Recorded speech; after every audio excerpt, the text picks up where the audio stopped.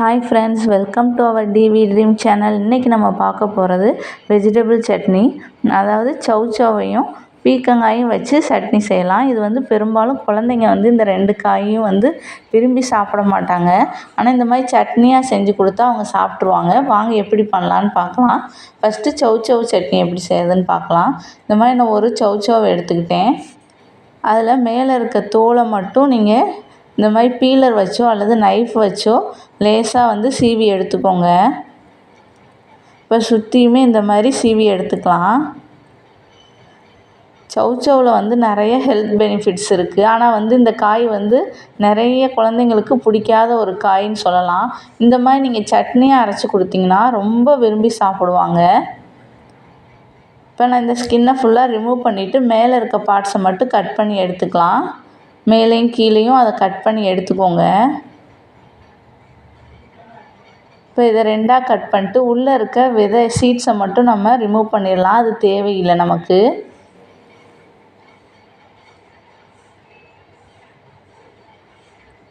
சௌச்சௌவில் பார்த்திங்கன்னா அதிகப்படியான நீர் சத்து இருக்கும். அதனால் வந்து நமக்கு உடம்புல நீர் குறைபாடு வந்து இருக்கிறவங்க இந்த காயை அடிக்கடி எடுத்துக்கலாம். அதே மாதிரி சர்க்கரை நோய்க்கு வந்து ரொம்ப நல்லது. அந்த சர்க்கரையோட அளவை கட்டுப்படுத்துகிற தன்மை சௌச்சௌவுக்கு இருக்குது. இப்போ இதை உள்ளே இருக்க சீட்ஸ் எல்லாம் எடுத்தாச்சு. இதை குட்டி குட்டி பீஸாக கட் பண்ணிக்கலாம். பார்த்திங்கன்னா நான் இந்த சைஸில் எல்லா சௌச்சௌவையும் கட் பண்ணி எடுத்துக்கிட்டேன். இப்போ இதை எல்லாத்தையுமே கட் பண்ணி ஒரு பிளேட்டுக்கு மாற்றி வச்சுக்கோங்க.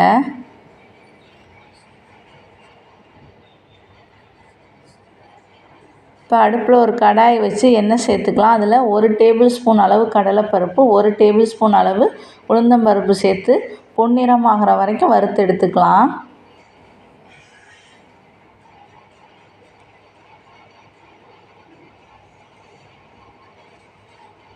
இப்போ உளுந்தம்பருப்பும் கடலைப்பருப்பும் ஓரளவு வதங்கிருச்சு. இதோட கொஞ்சமாக வந்து இன்றைக்கி ஒரு சில அளவு தேங்காயை கட் பண்ணி அதையும் இதோட சேர்த்து வதக்கிக்கலாம். தேங்காய் வந்து ரொம்ப சேர்க்க தேவையில்லை. இப்போ தேங்காயை நல்லா வதக்கிக்கலாம் இந்த எண்ணெயிலேயே. இப்போ இதோட நான் காரத்துக்கு 4 வரமிளகாய் சேர்த்துருக்கேன். உங்களுக்கு வந்து காரம் எந்த அளவு தேவையோ அந்தளவு நீங்கள் வரமிளகாய் எடுத்துக்கோங்க. இன்றைக்கி நான் செய்கிற சட்னி வந்து 3 பேர் சாப்பிட்ற அளவுக்கு இருக்கும். இந்த ஒரு சௌச்சௌ வச்சு செய்கிற சட்னி. இப்போ ஒரு பெரிய வெங்காயம் கட் பண்ணி எடுத்துக்கலாம். அதையும் இதோட சேர்த்து வதக்கிக்கோங்க.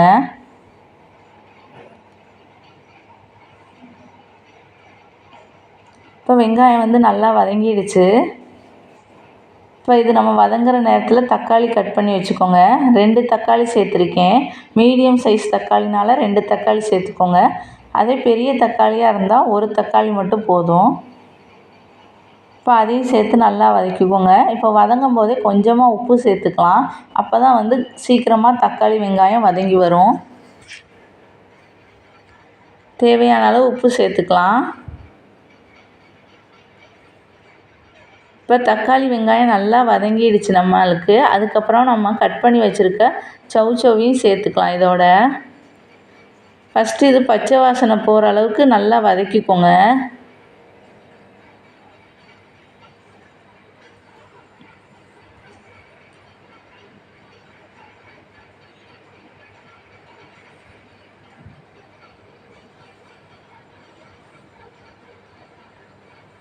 இப்போ நல்லா வதங்கிருச்சு ஓரளவு சௌச்சௌவு. இதை நம்ம ஒரு 5 மினிட்ஸ் வந்து ஒரு மூடி போட்டு வேக வச்சு எடுத்துக்கலாம்.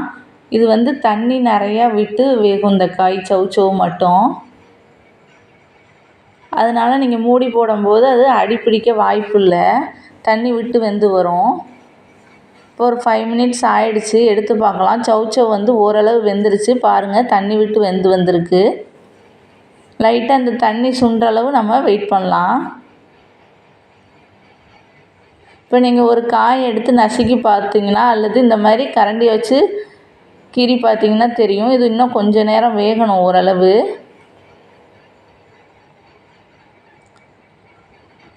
பார்த்திங்கன்னா நமக்கு நல்லா வெந்துருச்சு காயும். இப்போ இதில் கொஞ்சமாக கொத்தமல்லியும் ஒரு கொத்து கருவேப்பிலையும் சேர்த்து அதையும் இதோட நல்லா வதக்கிக்கலாம். கொத்தமல்லி வந்து ரொம்ப நேரம் வதக்கணும்னு அவசியம் இல்லை. அந்த சூட்லேயே நம்ம வதக்கி எடுத்துக்கலாம்.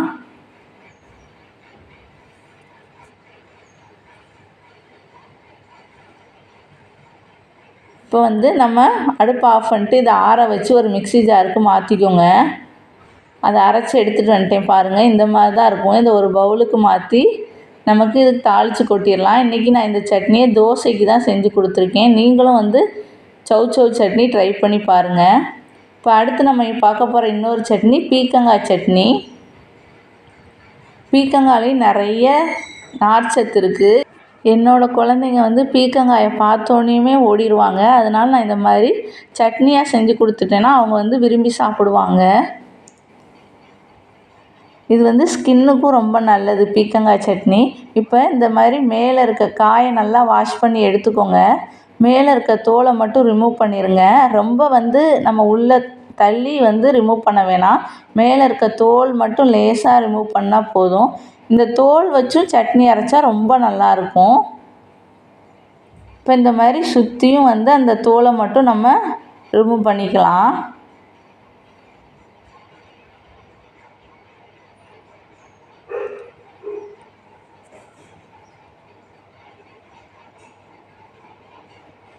இப்போ நான் வீடியோவில் காட்டுற மாதிரி சுத்தமாக அந்த தோல் இல்லாமல் எடுத்துருங்க.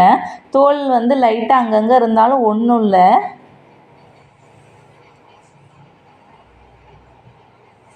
நான் எடுத்துருக்கிறது இன்றைக்கி நல்லா ஒரு பிஞ்சான பீர்க்கங்காய் தான் எடுத்திருக்கேன். அதே மாதிரி இன்னொரு பீர்க்கங்காவும் நான் கட் பண்ணி வச்சுருக்கேன். அதையும் வந்து தோலை உரித்து எடுத்துக்கலாம்.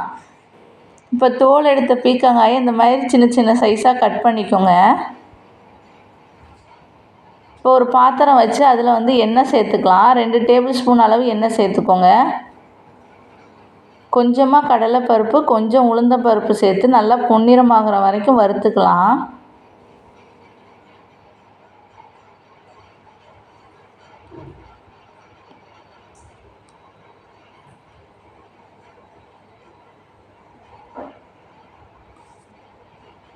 இப்போ இது ஓரளவு நல்லா வறுபட்டுருச்சு.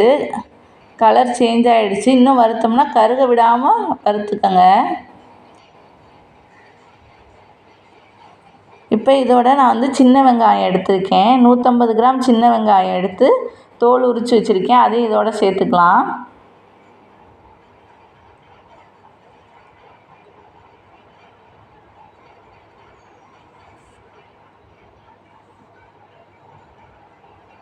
இப்போ வெங்காயம் வந்து கண்ணாடி பதம் வர வரைக்கும் வதங்கினா போதும். இதில் 4 பல் வெள்ளை பூண்டு சேர்த்துக்கோங்க. தோல் வந்து உரிக்கணும்னு அவசியம் இல்லை. அப்படியே வந்து பூண்டை வாஷ் பண்ணிட்டு நம்ம சேர்த்துக்கலாம். இப்போ பார்த்திங்கன்னா வெங்காயம் ஓரளவு வதங்கிட்டு இருக்க நேரத்தில் நம்ம வந்து தக்காளி கட் பண்ணி எடுத்துக்கலாம். நான் இதுக்கு வந்து மீடியம் சைஸ் 2 தக்காளி எடுத்திருக்கேன். அதை ரஃப்பாக இந்த மாதிரி கட் பண்ணிக்கோங்க.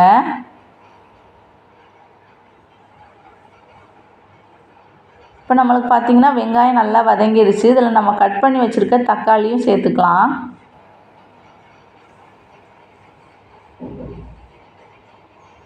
இந்த சட்னிக்கு வந்து புளி சேர்ப்பாங்க. நான் வந்து புளி வைக்கலை. உங்களுக்கு வேணும்னா கொஞ்சமாக ஒரு சின்ன குட்டி பீஸ் அளவு புளி சேர்த்துக்கோங்க. நான் வந்து தோசைக்குனால இன்றைக்கி நான் புளி சேர்க்காமையே செஞ்சுருக்கேன். இதோட கொஞ்சமாக கல் உப்பு சேர்த்து வதக்கிக்கலாம். இப்போ வெங்காயம் தக்காளி வதங்கினதுக்கப்புறமா காரத்துக்கு நான் 4 வரமிளகாய் சேர்த்துருக்கேன். இப்போ இதெல்லாம் நல்லா வதங்கினோன்னே நம்ம கட் பண்ணி வச்சுருக்க பீர்க்கங்காயும் சேர்த்து வதக்கிக்கலாம்.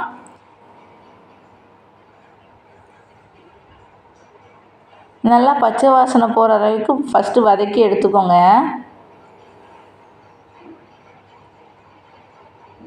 இந்த மாதிரி நீங்கள் காய் சட்னி வந்து வாரத்தில் ஒரு 4 நாள் செஞ்சு கொடுத்தீங்கன்னா ரொம்ப நல்லது. காய் சாப்பிடாமல் இருக்க குழந்தைங்களுக்கு இந்த மாதிரி செஞ்சு கொடுக்கலாம். இப்போ இது ஒரு மூடி போட்டு 5 மினிட்ஸ் மட்டும் குக் பண்ணி எடுத்துக்கலாம். இப்போ 5 மினிட்ஸ் ஆயிடுச்சு. அதுக்குள்ளேயும் நம்ம இதுக்கு கொஞ்சமாக ஒரு சில்லு தேங்காய் எடுத்து அதை மிக்சியில் அரைச்சி எடுத்துகிட்டு வந்துடலாம். இப்போ நம்ம மூடி ஓப்பன் பண்ணி பார்த்தோம்னா காய் தண்ணி விட்டு நல்லா வெந்து வந்துருச்சு. பீர்க்கங்காய் வந்து சீக்கிரம் வெந்துடும். இதோட ஒரு கொத்தளவு கருவேப்பிலை சேர்த்துக்கோங்க. அதையும் நல்லா வதக்கிக்கோங்க. நம்ம இப்போ மிக்சியில் அரைச்சி வச்சோம் பார்த்திங்களா, ஒரு சில்லு தேங்காயை அதை வந்து இதோட சேர்த்துக்கலாம். அல்லது நீங்கள் துருவியும் சேர்த்துக்கலாம். இந்த சமயம் அடுப்பை ஆஃப் பண்ணிவிட்டு நீங்கள் தேங்காய் சேருங்க.